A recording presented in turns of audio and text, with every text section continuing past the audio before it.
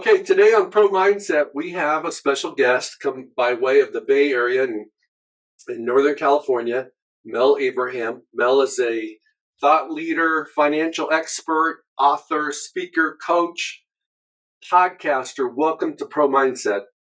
Craig, thank you for having me. This is cool to be able to get a chance to chat with you. Okay, so you have your own podcast called The Affluent Entrepreneur. Yep. How long have you been doing that? What's that about? So go back a little ways. I actually had an original podcast called The Entrepreneur Solution that I started back in 2015, and I did it all wrong.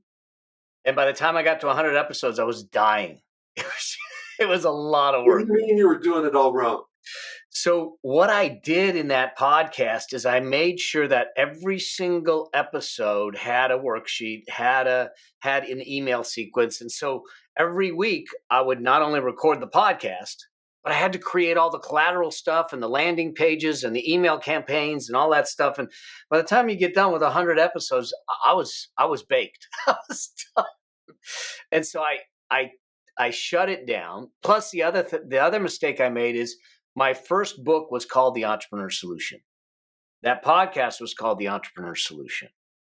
But then if I wanted to shift or pivot, it was branded to the book and not the message. And so and we can go into this, but when I decided to come back into the game after the cancer journey and that type of thing, I said, I want to do it via podcast, but I want to do it via podcast and YouTube as a combination. So it was a video show, audio show that we did. And what I want to do is have a conversation around entrepreneurship and affluence and life. And so that's where the whole affluent entrepreneur message came from, which now allows me to bring on guests. So not all the episodes are solo episodes. I bring on guests to have conversations with them. I bring clients on or people, audience members on, and do Q&A shows with them. So it gives me a lot of latitude to do things that I didn't otherwise do. And so this new show has been around just over 2 years now. Just over 2 years. We've done on this show, we've done 145 or so, 146 episodes. And we've got episodes already recorded that'll take us in for another 6 to 8 weeks. We're probably 2.5 months ahead. What's the biggest impact that your podcast is making? What is the message points? How is it touching your audience? I think the biggest thing for me is that a lot of the conversation is revolving around finances, money, financial freedom, and those things. And I'm a CPA by education, but I'm not a investment advisor. I don't have any of those licenses. I don't sell investments. I don't sell insurance. But I think so many people are struggling or have struggled, especially coming out of the pandemic, with finances and even just the belief that they have the opportunity to have financial freedom. And yet, not only is it possible, I actually think financial freedom is a birthright. We just won't talk about it. As a society, as families, we were told don't talk about money. It's impolite. But if money's the second biggest cause of divorce behind infidelity, why are we not talking about it? We can't solve problems without having frank, open conversations. So I don't have the bias of selling investments or investment strategies. I just want to give people the principles that drive financial freedom, that can equip them and get them to a point where they go, gosh, I now understand it. I understand the need. And now I realize that not only can I do it, I have a friend on the journey. And that's really what the whole show's about. Okay, so you have to spill the beans a little bit and share with us a handful of the basic principles that you got to have to put yourself in a position where you have financial freedom. Most people think you have to win the lottery or you have to make a lot of money. Okay, and both of those help. But what are those principles that apply to everybody, that regardless of whether you're making millions of dollars or hundreds of thousands of dollars, you can still have financial freedom? So here's the thing. Let's just kill the myth first. A study of 10,000 millionaires, 88% of them were first-generation millionaires. 78%, not 88, 78% were first generation millionaires, meaning that it wasn't inherited, it wasn't gifted, it wasn't won, it was made, it was built. So if 8 out of 10 people made it in the first generation, then that means that we all have access to it. Okay. So it's not something that, well, I was born on the wrong side of the tracks, or I was born to the wrong family, or I don't have the same education. I didn't go to an Ivy League school. It's none of that. And when you look at the data, the majority of the people that were millionaires never made over $150,000 a year. So it wasn't internet millionaires that sold their company for hundreds of millions of dollars. Now let's look at the other side of it. Let's take people like Mike Tyson, Nicolas Cage, Burt Reynolds, all these popular people that made hundreds of millions of dollars and went broke. And some of them are still broke. Some of them are not with us anymore. But the bottom line is that wealth creation and financial freedom is less about the money and more about the behavior. So if we understand that no one has money issues, they have symptoms of behaviors, choices, and decisions they made, we start to look at it and go, well, wait, that's confronting, because now you're saying it's my fault. I said, no, I'm saying you're responsible. And when you're responsible, you have the ability to respond differently. And so now if we know that it's a behavior, all we need to do is instill the right behaviors. It's the things that you do with some of the athletes and the things that come into place. If we can give them the right behaviors and they do them consistently over time, it is proven to work. And, we want to lose weight. It's simple. Move more, eat less. You want to build wealth? Guess what? Make more, spend less. It's the same thing. It's discipline and it's behavior. Now let's take this into the sports arena. Yeah. Where so many guys, especially young men, make so much money so soon. Perhaps they only make it for 5 to 10 years. Golfers and baseball players sometimes can make it for 20. And they can't sustain their spending when they're finished with their careers, and their income goes to zero in a lot of cases. How do you coach a guy like that so that he can understand? How can you coach him so that he starts practicing the basic fundamentals of finance and behavior during his career, so when he gets out, he doesn't go through 3 to 5 years trying to figure it out, and he's lost half or more of his money before he does figure it out? Yeah. So this is a great question. And I think that, and you're right, the sooner we can get a hold of them, the better off we are. Okay. Because what we need to understand is that there's this section of wealth building that I call the wealth flatline that everyone has to go through. If you have a big shovel like some of these athletes do, that wealth flatline, you can shrink it because you have more money going at it. But you also have a steeper curve that you're going to go up because it can cut off quickly. But the point is that the only thing that drives that wealth flatline is going to be time. Time is the greatest lever. So the sooner if I can take a 20-year-old to start putting money away, and they realize by the time they're 60 that every dollar they put away in their 20s will turn into $80 by the time they're 60, it's a different game. It's a different game.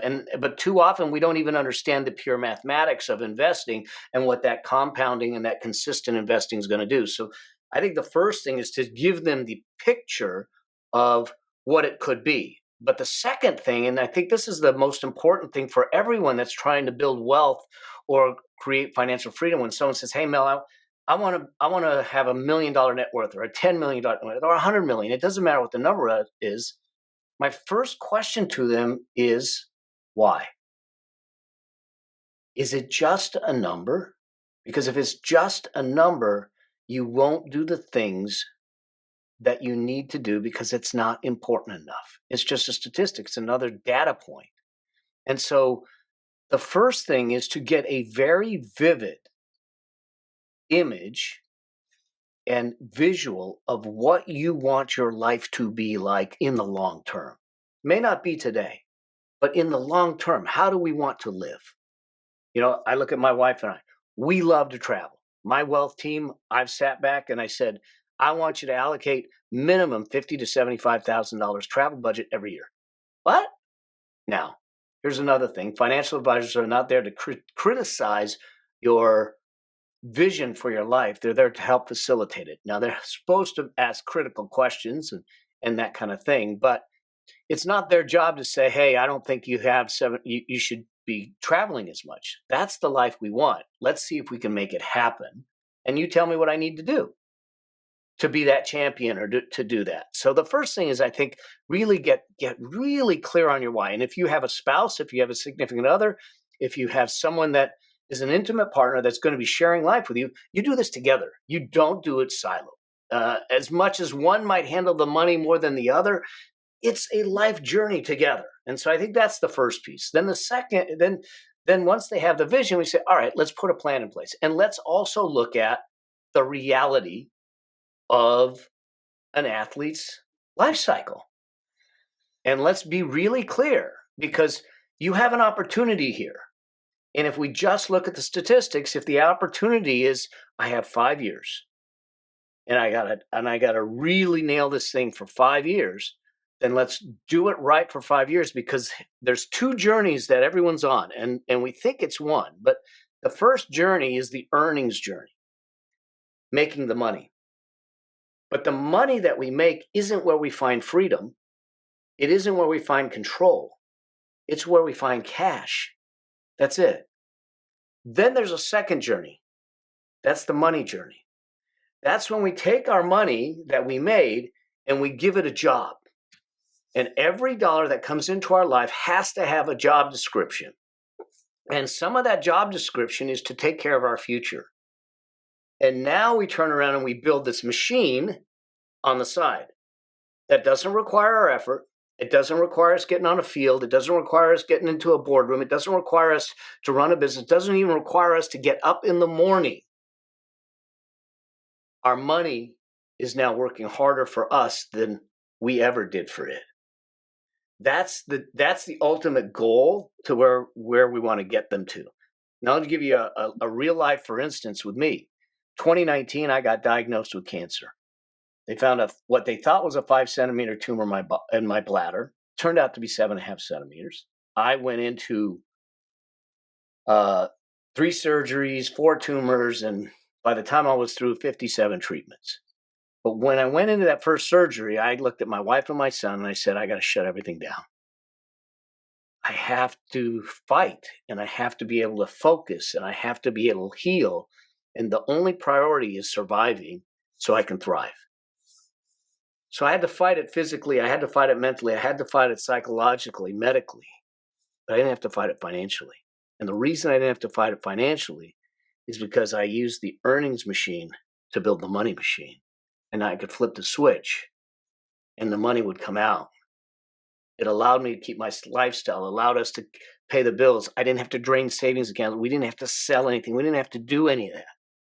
And the sooner we start that journey, the easier it will be. My son's 33 years old. His wife's 30. They've got 2 little girls right now. One's 2 years old and one's 3 months old. They have 3 homes and a multi-million-dollar net worth. I started his brainwashing at 10 years old. But if I can get a hold of an athlete that has the earnings capacity, whether it's for 3 years, 5 years, 10 years, and say, look, I want to shave a piece off that's going to allow you to live today the way you want to live.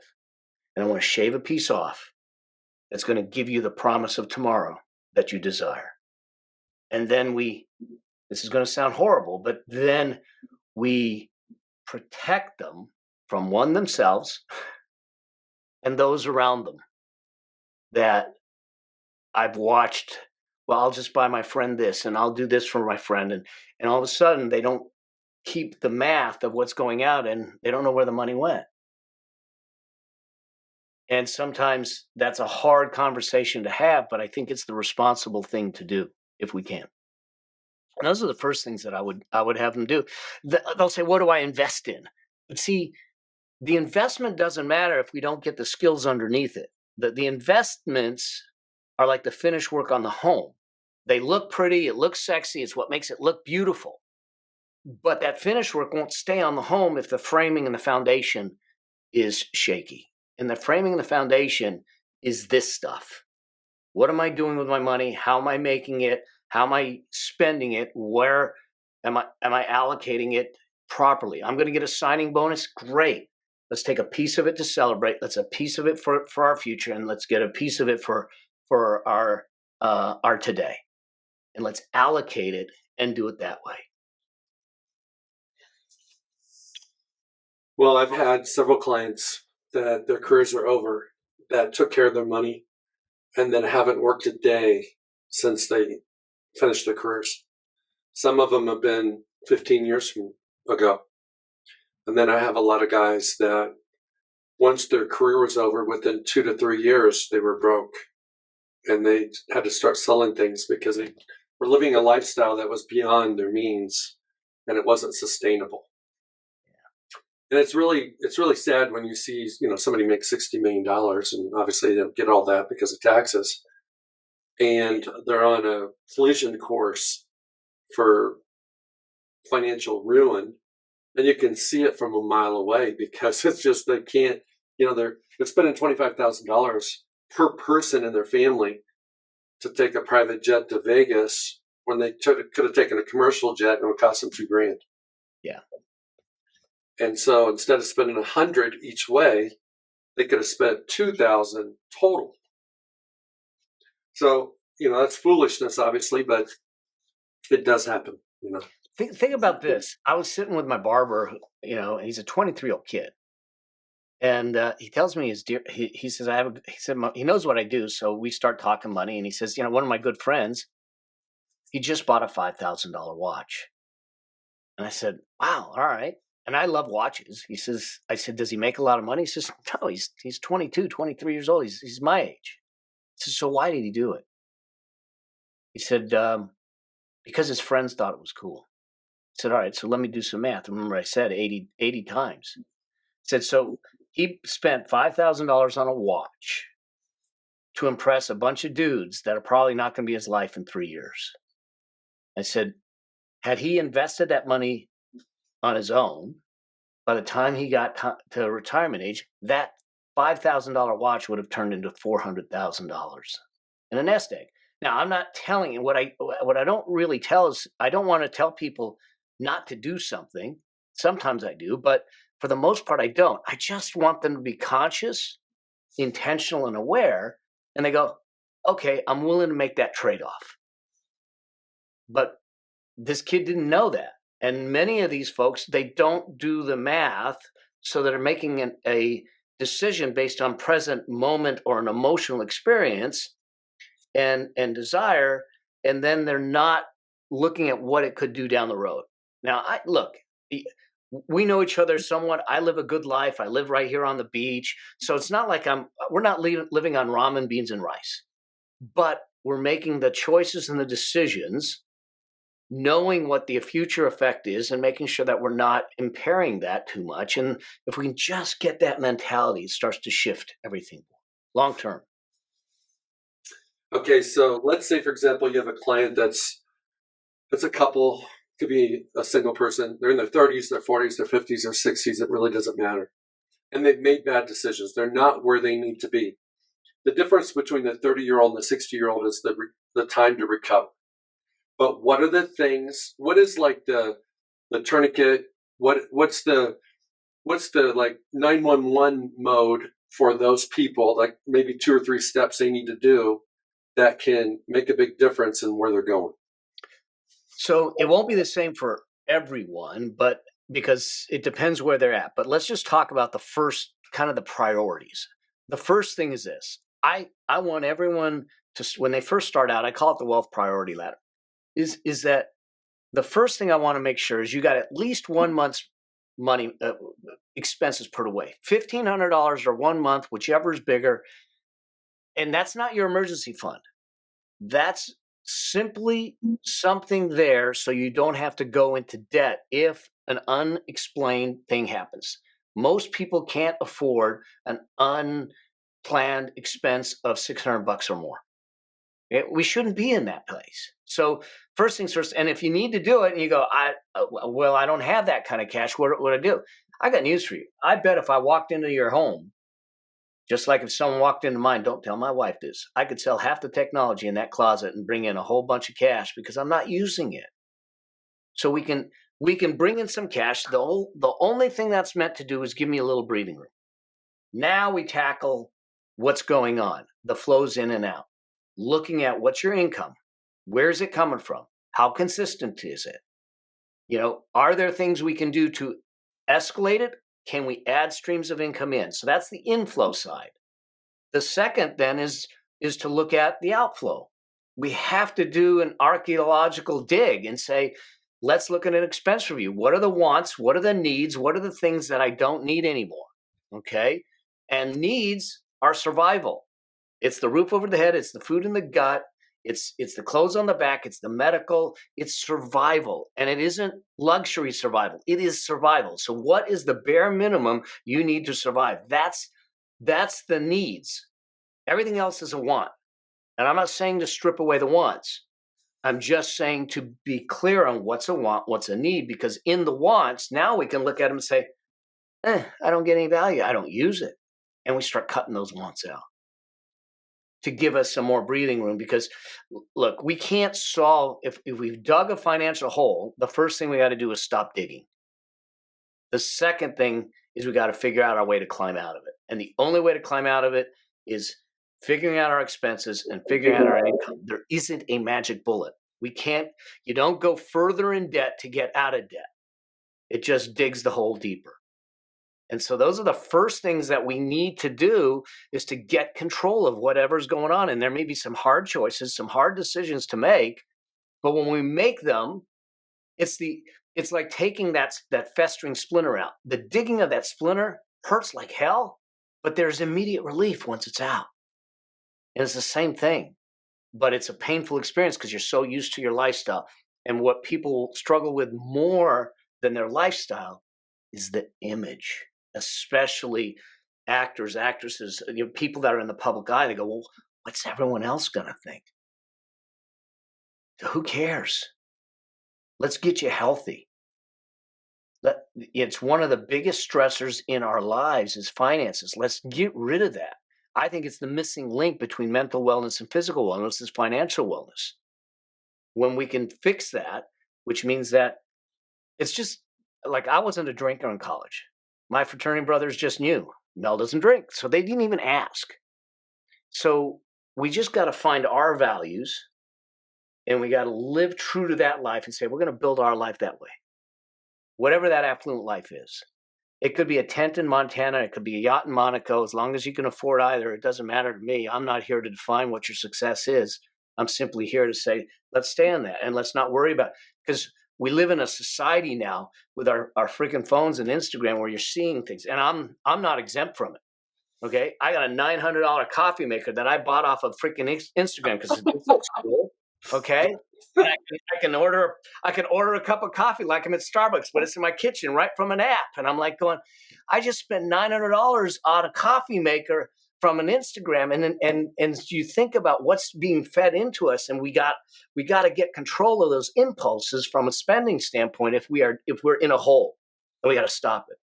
One of the things that I do when there's people that are really struggling with using credit cards, I literally say, we're going to go get a coffee can and take that coffee can, we fill it with water. We're going to take all the credit cards, we're going to put them in there. We're going to freeze it. You want to make a purchase, take that coffee can out of the freezer, you set it down. Can't put it in the microwave, don't put it in the oven, you'll melt the cards. Microwave, it can't go in there because it's metal. So let it thaw out. In the next 36 hours, it'll thaw out. If you still want to make the purchase, go ahead and dry that card off and go ahead and do it. If not, then we don't have to worry about it. Delayed gratification on that. Yeah. No, I think there's a lot of decisions we all make that if somebody prevented us from making that decision at that moment, we probably wouldn't make that decision later on. Because with time, I think we get more wisdom. So, yeah. Okay, I want to shift gears for a second. Yeah. You're the money man. You got this money machine. You got this podcast. called Affluent Entrepreneur. You've got all these workshops and programs and coaching and all these things you do. Why don't you share for the audience who you are and Well, why you are the way you are, and gosh, for me, who influenced you? yeah, I mean, you knew where I was going right from the get-go. I think Yes. um, I'm a son of an immigrant. I'm a son of a dad who uh, he was growing up in a country where they were persecuting. They were hunting him down, and he was one of 5 people that were smuggling people out of the country and smuggling guns in to protect them. And he was 17 years old. And and at 17 years old, they captured 2 of them. My dad wasn't one of them, but they were hunting the other 3. They were going to hang all 5 of them in the square as an example. And so my dad took his granddad's name. Our family name isn't Abraham. That was my grandfather's name that we took as a name. He got fake papers. The other 3 got fake papers. They helped the other 2 escape, and the 5 of them went across the deserts. And my dad came here at 17 years old. He came here to go to school, and 4 days before he passed away, I sat with him, and he told me, I said, "Tell me the story about you guys leaving Baghdad." And he says, he called them. He says we were called the 5 Mavericks, and I said, "I know at 17 years old that the last thing I was thinking about doing is smuggling guns in, smuggling people out, or the thought that I might be hung in the square." I said, "I was 17. I was in college, my first year. I was thinking about who am I going to date." I go, "What made you? What made you be willing to do this and know that your life was on the line?" And he was sitting in this wheelchair in this rehab center, and he sat up tall and bright, and he looked me in the eye. He says, "Because it was the right thing to do." And I think that my dad made a decision, and that decision was an inflection point, not just for him, but for families that he saved. And what I didn't realize growing up is how much this quiet, he was a small guy, he was 5'5", but how much the silent, quiet, small guy impacted me. But that was always in the back of my head, the way he showed up. Always the right thing to do. And the realization that had he not made the choice that he made at 17, you and I wouldn't be having this conversation. I wouldn't have grandchildren. I wouldn't be able to have an impact. I wouldn't be able to do the things that I've been gifted and blessed to do. And so I feel like for me, to honor him, I need to show up every day. I need to be the best father, the best grandfather, brother, son, mentor, friend that I possibly be. Now, I'm not infallible. I make a whole lot of mistakes. But I know my spirit inside is to come from a place of what's the right thing to do? How do I serve? How do I help? How do I make a difference? And not for the want of something in return, but for the hope to see someone step up. I think that legacy, we talk about legacy often, and I talk about getting the legacy factor, but we talk about legacy as something we leave behind. And I think it's a mistake because it's really easy to talk about, I'm going to plan for when I'm not here, so I leave something behind. But how about when we are here? How about instead of leaving a legacy, that we're living a legacy, to realize that each moment that we give to life actually matters, and that it's not some complicated thing. It's not some statue somewhere in memory of you. It's, and I'm proud of you. You did a good job. You'll get it next time. It's the little things that can shift someone and keep them going forward. That when we stack those moments up and we just keep stacking them, we know that everyone is better for it. And I think that that's really what drives me to serve, what drives me to do the pocket. A dear friend of mine, David Bach, when I told him I was going to write this additional book that I have coming out, and he said, "Why are you doing this? You don't have to work. You had the cancer. Just cruise." I said, I can't. This is this is what I feel called to do, to serve. Because if there's one person that I can do something for that gets them out of the hole or that points them in the right direction, then that's enough. And I think that's really what drives everything I do. That's awesome. So your keynote, share with everyone the title of your keynote and the message of your keynote, because of your story that you just shared is a part of your keynote. Yeah, it is. The keynote's called "Get the Legacy Factor," and it's how do we close the gap of how good we are today and how good we're capable of being. It's how do we not settle in life? Not let me be clear. It's not about not having contentment and satisfaction, but it's about knowing that, hey, if I was put here with a set of gifts, with a message, with something inside of me that needed to come out, then I don't want to disrespect that. And how do we bring the best out of people and best out of ourselves to show up, whether it's as a parent, whether it's a sibling or a boss, an entrepreneur, to sit back and say, is there something more I can do? Because it's easy for us, especially in today's society, I think, for us to quit. I had a martial arts studio for 11 years, and the black belts, when they would test for a black belt, it was a 4.5 hour test. And they would go through, they would do their techniques, they would do their forms, they would do all that. Then they would spar all of the other people taking the test, and they would spar all the black belts. And the last 3 minutes was a spar. They had to spar me. That was the last part of the test. 180 seconds, and they're dead. They're dying. They're exhausted. There was parents that thought I was absolutely abusive by pushing them through this. And when we got done, they looked at me and I said, "That's a long test." And they say, "Yeah, 4.5 hours." And they said, "No." I said, "It was 180 seconds. It took me 4.5 hours to prepare you for it. That someday in life, you're going to run up against a wall where your body, your mind, everything says, I got no more, just like you did today. But you found it for 180 seconds. This might be the first reference point that there's more inside of you than you actually believe. Find it again when it happens in life." Now all the parents said, "Well, I get it now." But we don't push people. And I think people have a lot more in them than meets the eye and that they even know. I 1000% agree with you.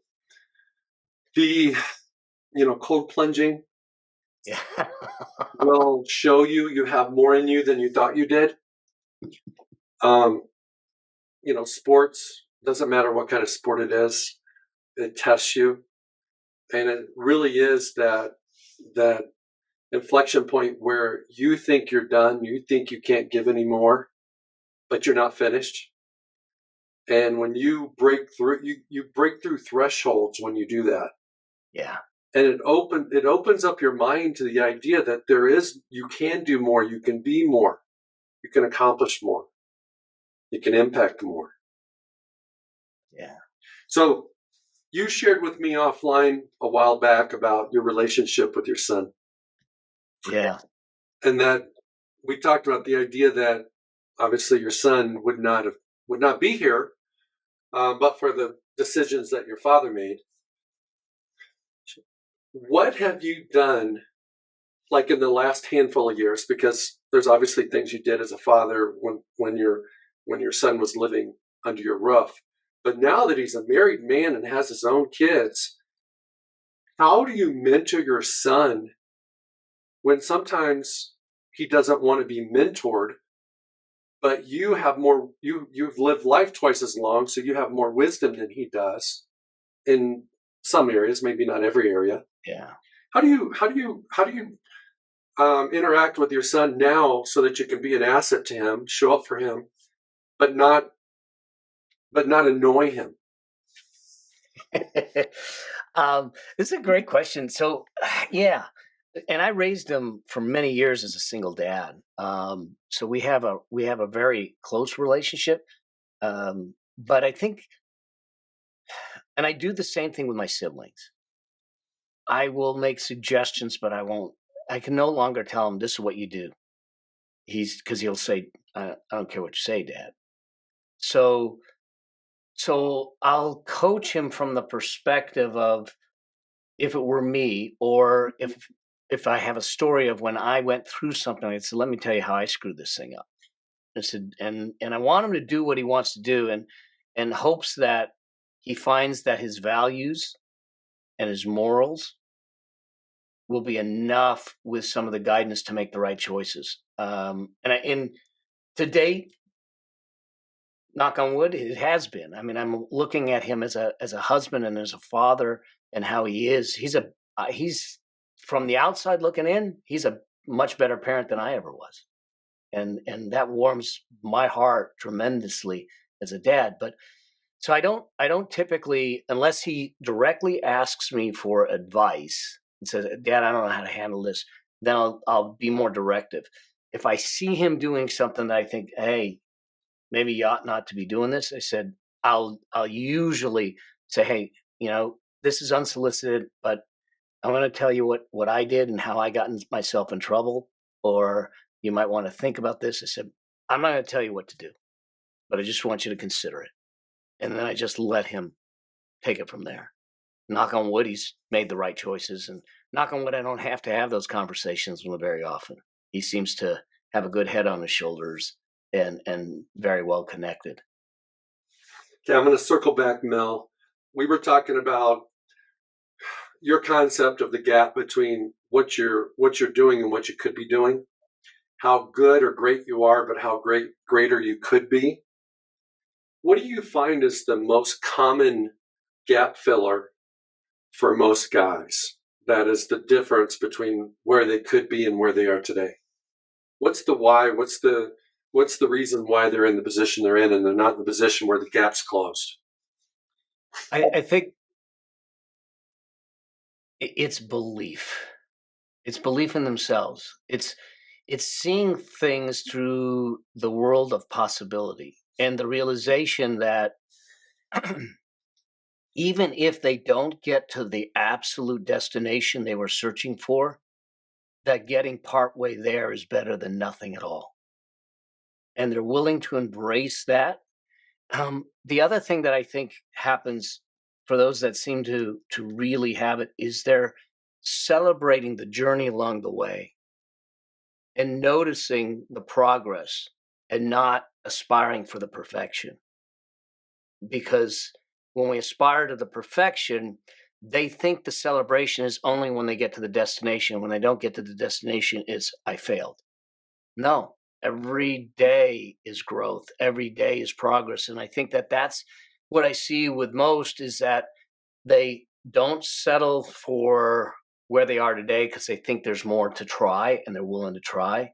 And two, they are always curious to try and see if there's a better way. We did it. Is there a better way?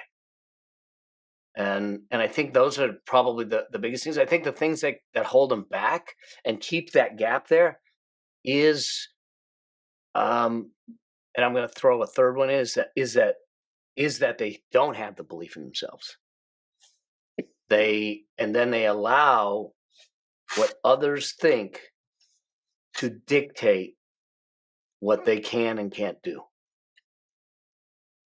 The surgeons, when they saw me just in February, they said I'm 3 years clear from the cancer. We did the scope, and when he was done, he looked at me and he says, "I'm absolutely delighted." I said, "Good, good, good, good. Let's keep it that way." But he said, "When you came in with a 7.5 centimeter tumor, it's not where I thought you would be." He says, "You're better than I ever imagined could have happened." And he said, "Most of my patients don't approach it the way you approached it. And most of them, when they get to this point, will go backwards to the old habits that may have got them in trouble." Now, we don't know why I got the cancer. I'm not a smoker, not a drinker. So it was something, but we don't know why. But he says people go back to smoking, they'll go back to drinking. And I said, I can't, because I love life too much and I know I have so much to give. I can't do that. So I'm forward. You tell me where to go. I'm going to keep going. I'm going to keep going. And I know that I'll fight it differently than anyone else, and I don't care. And I think that if we took that to our life, whether it's athletics, you know, I mean, it's a famous story. Michael Jordan not making the high school, getting cut from the high school basketball team. Okay, but if he allowed that to dictate what he was possible for him, we got to ignore there's plenty of critics out in the world, especially with social media. We got to ignore that, and we got to keep going. And we get to define it, we get to design it, and we get to run the miles. And we are the only ones that say, I quit. Well, something that I found interesting in sports, and it applies to everything, is the idea that you create your own destiny. And people have a tendency to believe that it's luck, it's opportunity, it's circumstances, it's the curveballs they get thrown in their 20s or 30s that are the reason why they're in the situation they're in today, because they absorb that failure, and instead of shedding themselves of those situations, they buy into the story that the world writes for them instead of writing their own story. And I had this situation with my older son when he left high school. He was all world and a lot of different things, but I knew that he was a 99.9er in terms of belief. He wasn't a 100%er, and I just knew it. But it never hurt him because he was plenty good enough to do well. But I shared with him when I dropped him off in college that, hey man, you got to get to 100. It's a choice. It's you loving you. It's you believing in you. Because if you don't, your teammates won't believe in you. Your coaches won't believe in you. So what happens is when people know you and you're in a comfortable environment, you don't have to be a 100%er and you can still be successful. You can join a family business and still be successful. But when let's say you parachute out of a plane and you land in another country or a different industry, if you don't believe, you'll die because people will crumble you. Yeah, so I think one of the biggest challenges we don't talk about it a lot, but one of the biggest challenges, especially for young men, is believing that they're worthy. Because they've been rejected, they've had failures, they've made bad decisions, or teacher told them this, or coach told them that. Yeah. Pretty soon, by the time they're 25, they're like, I guess that's just what it is. I'm too slow, too short, too fat, too dumb, too something. Your thoughts on that? I think it's absolutely true. I think that we need to be really careful about what we say to people. Especially when we're parenting or we're working with kids. You know, when I had the martial arts studio and seeing some of I had a mom come in and say, she was frustrated. And I said, what's up? And she said, oh, Max, he's just not a good speller. And I said, I said, when did you give him that title? And she goes, what are you talking about? Kind of that same reaction you got. And I said, as soon as you gave him the title, you gave him the way out. Mm-hmm. I said, what if he is a good speller, but they're not teaching him the way he needs to learn? Is that his fault or theirs? And I said, so I brought him in and I gave him 2 words to spell. And he couldn't spell them. So I wrote them out and I said, I just want you to take a picture of it in your mind. I said, now close your eyes. I said, you see the picture? He said, yeah. I said, write what you see in the picture down. You spell the words. I said, they're teaching him wrong. But had we allowed that to set in, he would have grown up saying, I'm not a good speller. And that identity would have become an identity. But the worst part is I think that those limiting identities will start to expand in other areas of our life. I'm not worthy. I'm not. And we wonder why people will have to do other things to cope. And I think we just got, words matter. And I don't sugarcoat my words. So I'll be direct and and everything. You don't sugarcoat your words either, but at the same time, the intent behind the words and the desire to move people to grow, I think is really important. But it's often we just don't even think about how those things will impact down the road. I remember listening to a talk radio show when I don't even remember. I was a kid. I was riding in the car with my dad and he was listening. All I remember was him saying there was a psychologist on talking about creativity. And all he said is, it's a mistake. Now, and maybe this was me holding on to it so I could tell my mom I didn't need to clean my room. Because they said it's a mistake to go right behind a child and clean up after them immediately after they do something. He says, let them do what they're going to do, then teach them to clean up afterwards, because that's their creativity. And if we keep, no, one thing at a time, and you clean up after them, what you're doing is you're stalling their creativity. And it just stuck with me. I don't even know who the doctor or the psychologist was. I don't even know what talk radio it was, but I still remember it going, things that we don't realize we do can impact how we respond later in life without us even knowing. And so I think that some of us, first things first, whether it's financial or athletic, intellectual, I think there are some physical limitations, especially when it comes to athletics. I'm never dunking a ball unless it's on an elementary school lot. Okay. Not at 62, I'm not going to get up there. But by the same token, the majority of stuff is learnable if we put the dedication in. And so if we look at it from that perspective and we say, I am the only one that can put limiters in my life, then I have the ability to say, I'll decide where that line is. But too often we're allowing others, coaches, teachers, parents, siblings, friends, peers, people we don't even know on social media, cyber, all that stuff. And they are setting the limiters for us. And no matter how strong things are, how difficult things are, why not? Why not stay in the game and define the game your way? Here's an interesting perspective, dovetailing on what you just said about positive and negative feedback. We have a negative bias in our minds because when we hear something negative, we remember it forever. When somebody gives us a compliment, we remember it for a few days. And then next week we need another compliment. So as a coach, coaches have so much power, so much influence, especially the younger the student is. And it doesn't matter if it's what sport it is. It doesn't matter if it's boy sports or girl sports. When a coach is frustrated because, let's say it's a man, he's frustrated because they didn't win. And he, in his post-game speech, he flies off the handle. He has no idea how he's going to harm those kids for a long time. And it's not that they're going to need to go to therapy and they're going to be all this kind of stuff. It's just in big moments under pressure. Could be when they're a business person down the road, or they're trying to get into law school or get into some MBA program or whatever it might be. It just comes back like, well, I guess I'm not good enough. Yeah. Right.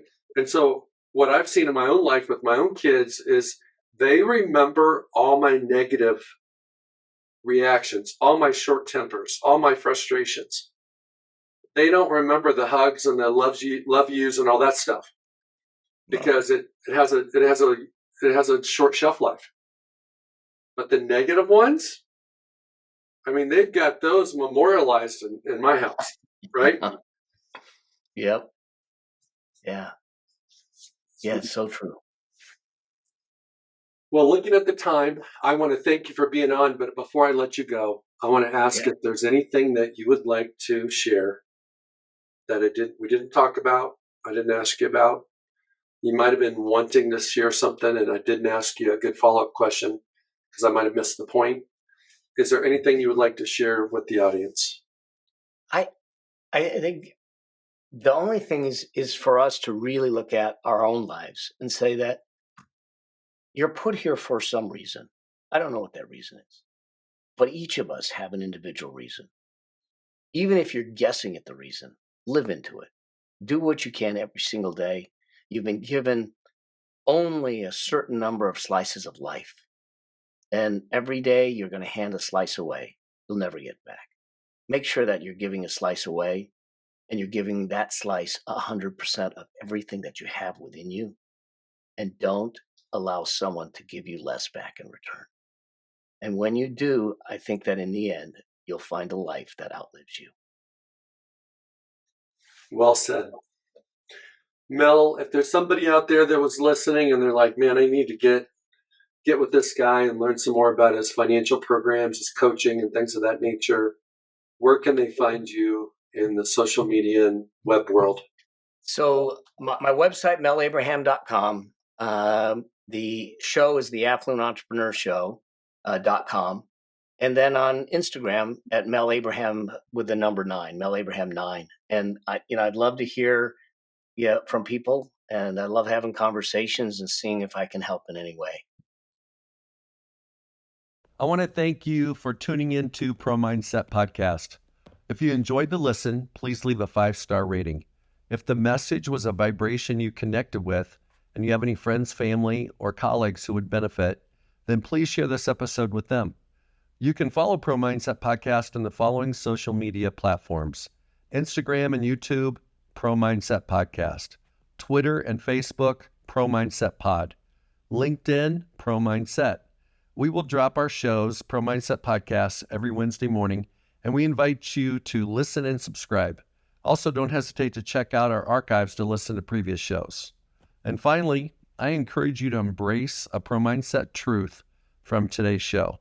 It just might be the key to unlock the pro inside you.